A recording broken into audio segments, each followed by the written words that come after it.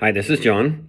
Want to give you an update. It is 1 week post rehab.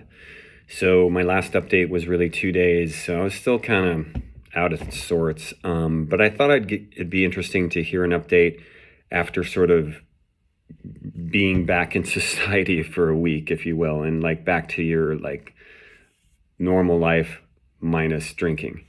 So a couple of things that happened. First off, the dreams, the sleeping. My last one, I said that I was sleeping really good at night. I'd fall asleep right away, sleep all night, but I'd have weird dreams and like really vivid dreams. That normalized itself out. So I'm still sleeping great. I do wake up about once, maybe twice a night, but I wake up completely refreshed. I think maybe that was a combination of the meds slowly still wearing off from rehab, as well as I left rehab with bronchitis from smoking in rehab. So luckily I was able to quit smoking before that became the next demon.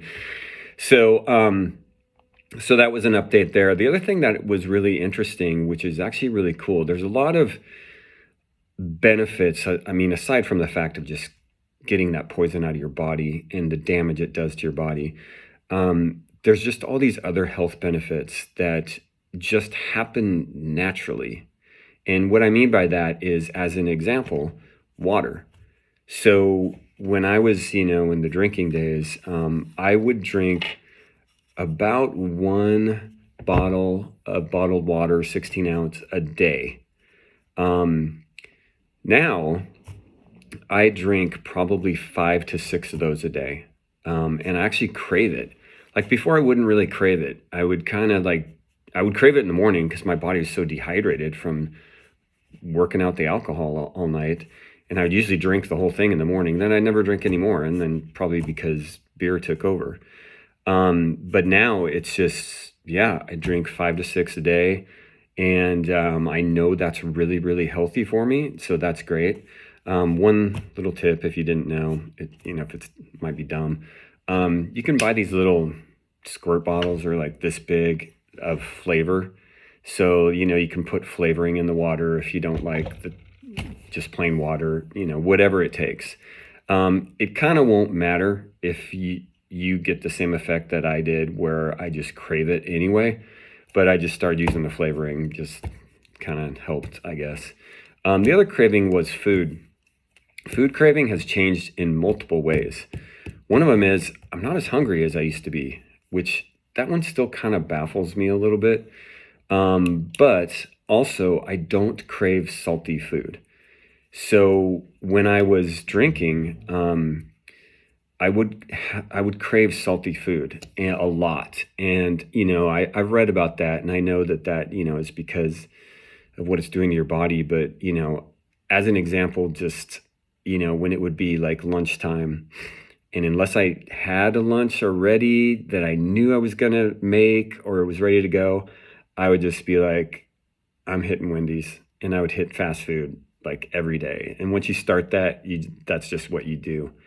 And I was going every day and, to different fast food places for lunch. In fact, I would always take my dog, and, it was one of those things where when the fast food, when the takeout window person knows your dog, you're probably going too much. So I haven't gone at all since I've been back. So that was, that's a pretty interesting thing, is the food. Again, and the side effect is it's healthy, right? The other thing that happened, which will happen to you for sure, which was, I don't say it was a surprise. What was a surprise was how much. So I have to put the whole time period in there. So rehab for 21 days, then another week on that. So it's been, roughly a month. I lost 20 pounds without really doing anything. I mean, I'm starting to work out again now, but I didn't work out that whole time. In fact, the whole time I was in rehab, there was a lot of just sitting all day. And so it just kind of happened, and it was because I wasn't drinking all day, every day, and all those empty calories. And so it just kind of fell off me, pretty wild because that happened. But now it's the good thing too, is because my energy level is higher and that excess bad weight is gone anyway. I am starting to work out, and now I can do healthier things that I just would give up on before. So the other thing that they talk about that I always kind of just wrote off, which we'll bring into the last thing I'll just mention, is money. You know, you don't really realize how much money you actually spend on alcohol when you're an alcoholic. I think truthfully, you'd know. I mean, I knew. I could probably guess the number right now and it would be almost exact.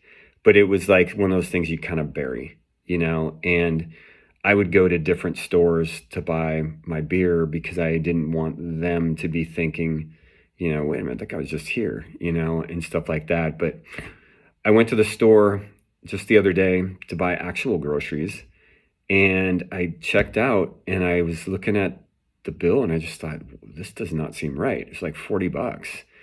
And, you know, it would always be almost double that, you know. I mean, a case of beer is like 25 to $30, depending on what store you go to.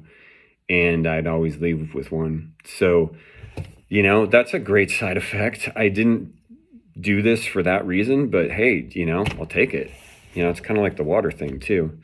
But the other thing, so the last thing I just thought I'd touch on that led me into is triggers. So when you get back into the real world, we all have 10,000 triggers, right? But it's the day-to-day triggers that are maybe the most dangerous ones. And what I mean by that is, so, you know, it was the weekend when I got out, and then I went back to work on Monday, and I was back in my old routine. Work from home, you know, work a lot, but also have a lot of freedom. And I had a routine down, you know, where you know, at certain times I would drink. Then right at 5 o'clock, it was open season, and you know, that was a big trigger, just the actual working from home. The other one is every day I would go out, you know, to get lunch or just to go for a drive or go to the store. I'd always take my dog, and then at the end we would play like frisbee and ball. So it was a fun day, but it was a major trigger, like, because I always knew when I'd go out, I would typically stop somewhere and get some beers. So I've done that 3 times that way, and 3 times this week, and it's not triggered me. It did a little bit the first day, I'll be honest. The first time I thought about it, and then I just powered through it, and it's fine now. I can go in a grocery store and I don't have an issue with seeing alcohol there. I mean, the reality is you cannot not see alcohol everywhere. I mean, even on TV, you go watch the game on Sunday or whatever you watch, and every commercial is alcohol. So you have to face that reality. But just the more triggers you work through on your daily routine is really going to help you, because there's going to be bigger triggers to come. I already know bigger triggers that I have that are already scheduled, like travel. That was always a big one for me, and I've got some travel scheduled. And then, you know, other things related to that, you know, I'm going to plan for it and prepare myself when it's close, but I'm not going to stress about it now. You know, right now I'm focused on me and today and getting back into the world, getting healthy again. And in my opinion, that's what you should focus on, because you'll always what if things in the future. And it's better to just, you know, think about this week. What's going on this week? Oh, it's a weekend. So what are you going to do this weekend? You know, and there's just so many things out there that we all have missed out on, just things about life, because, you know, we were drinking. So anyway, so that's the update. Everything is going great. I honestly, except for the one time this week, I have no cravings.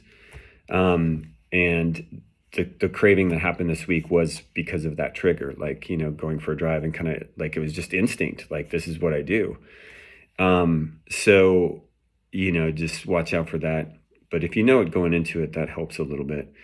I was caught a little bit off guard. So, and then I'll give another update when probably in a month. If you have any questions for me, feel free to put them in the comments. I hope this helps in some way. I'm just a regular person, middle-aged guy that this caught up with me and really took over my life, literally, and to the point of my health in a very bad way. I do go to the doctor next week, and I'm going to also get an ultrasound on my liver. So in the next few weeks, I'll know a lot more on kind of where I stand with that. But other than that, powering through. Every day is a new day. All right. Take care. Thanks.